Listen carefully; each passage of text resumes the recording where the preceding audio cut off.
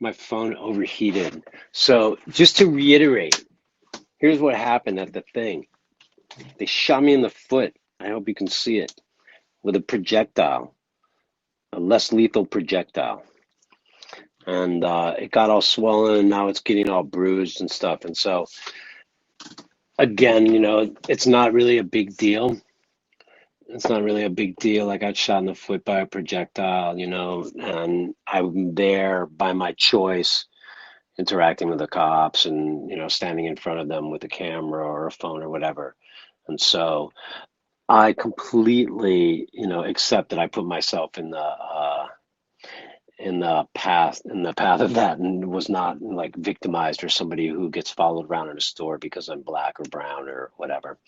And it's a big distinction to make.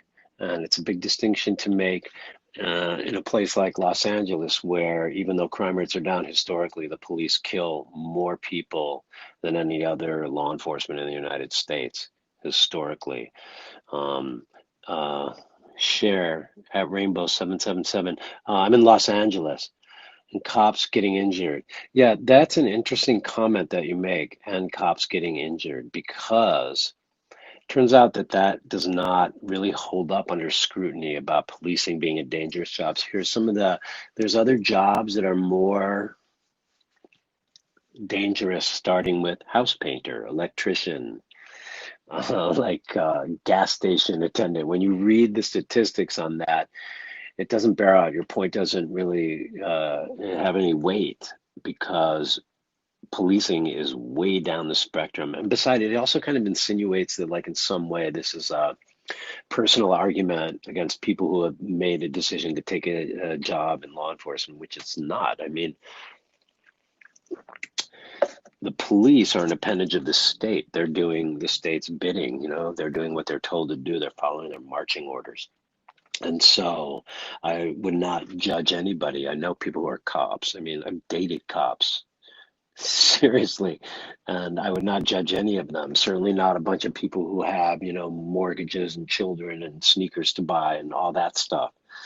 I don't know why they're making these decisions to do this, but they are. So it's about systemic institutionalized racism that results in violence and abuse and murder, murder with impunity, because the police unions, as we all know now, are very powerful and they're losing some steam, but they're still very powerful.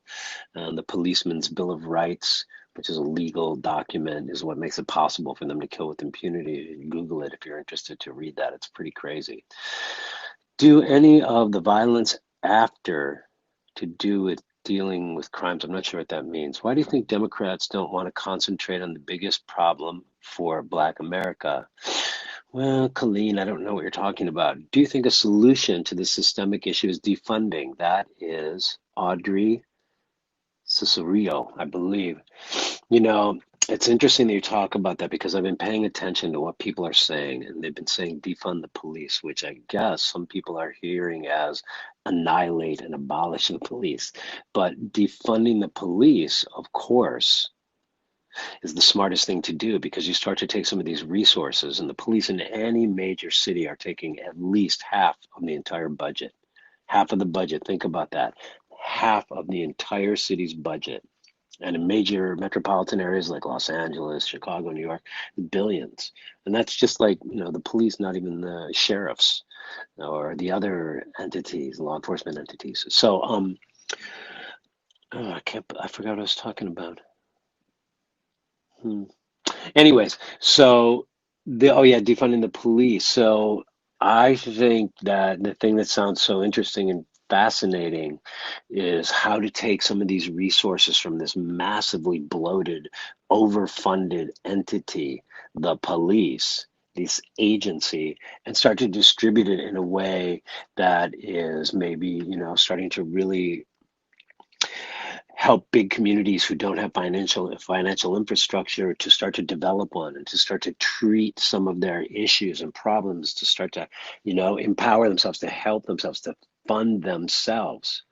And if you're not interested in that,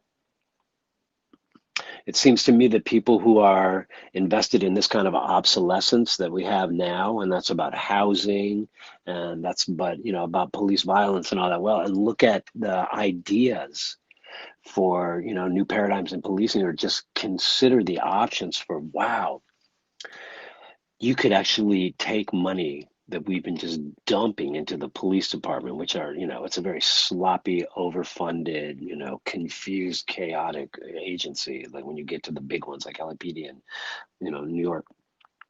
Um, but when you start to think about like, wow, what could we do with all of that money in terms of just creating and excuse me, Los Angeles, for example, just creating a financial infrastructure in like South Central LA that would like solve so many problems for so many people and be so helpful for everyone, because just the bills for, medical bills for people who are uninsured, all of the ways that all of these situations, I'm not saying everybody wants to be a capitalist, and I'm not saying everybody wants to have a job or that, Apple's going to open a new factory in Watts, but something, just like something, support black owned businesses, all these people who so much, so many ideas and so many things already in motion and happening and alive.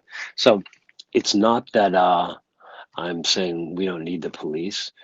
I live in Los Angeles with what we've created in this country, with indigenous genocide and slavery and all the other forms of abuse from migrants and, the human rights violations, prison industrial complex, all of it. What we've created is very violent, all these, all this dominance has created is a place that you absolutely need police, you absolutely need law enforcement. If they didn't have any police in Los Angeles, I'd run away and buy a gun and hide somewhere, because there are a lot of people acting out in different ways. And again, from my perspective, and that's all this is, observation and perspective. Um, there's so much work to be done just to make it nonviolent. Need men to father. So true. It's hard for them to do that when they're in prison, though, right?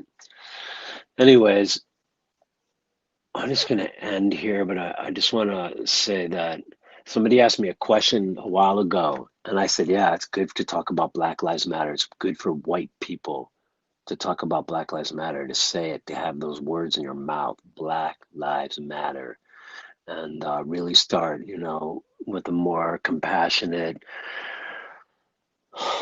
journey forward. I've really started listening to people more than I ever have before, whose ideas and opinions I disagree with, and really considering them and starting to, introspect and say, wow, why does that bother me? I'm not talking about standing in a field of hate and absorbing somebody's, toxic tirade or something. I'm just saying people who have opinions, because where we've gotten to in this country, finally, I think is gonna the future. What a joke, Colleen said. Only talking points. I hope I can find Colleen. And you've got the American flag and a cross. Holly Fallon, I hope that they can find a way to bring back police oversight. Yeah. So what was I talking about? That Colleen said, what a joke. Yeah, I really feel like it's critical mass. We're at this point of like such incredible. I'm advocating for real, for Black lives. You are about talking points. Okay, well, that's Colleen. She's advocating for Black lives for real. So back to my talking points. Excuse me. Talking points. Uh, yeah, I'm at a place where I've started listening to people like I never have before, because I think our collective success, COVID proved that to everybody, didn't it? We are actually all one. If anybody has COVID on Skid Row, the kids are not safe in the bedroom in Brentwood. So if you believe in COVID, then you probably also believe that we are actually all one. So I've started listening. Matt, see, you can't talk now, LOL. Huh. So I've really gotten to that place. I read a lot, I listen a lot. I'm like all over the media feed and just taking in as much as I can, but also reading books and just starting to look at where I need to budge. look at where these ideas that I'm so fixated in and I'm so attached to and consider so important, actually, some of them I might want to like really reconsider. And so that's what I'm doing. But I'm also, going to these protests and see what's going on and see who's there. I'll keep going even though this happened. Last one. Look at that shit. This is gonna get bad. It's just starting to bruise. It's like a bruise going here, and then here's where it hit. So it must have been, I don't know what it was. I don't know what it was. All right, that's all from me today. I'll be back soon. I think I'm gonna go to Skid Row to LA Can tomorrow and stream Wellness Wednesdays, and then I'm gonna go to City Hall and um, stream the ongoing Black Lives Matter LA action about to get rid of, I think it's called Buy Jackie, to get rid of DA Jackie Lacey. So thanks for watching, and I'll see y'all next time.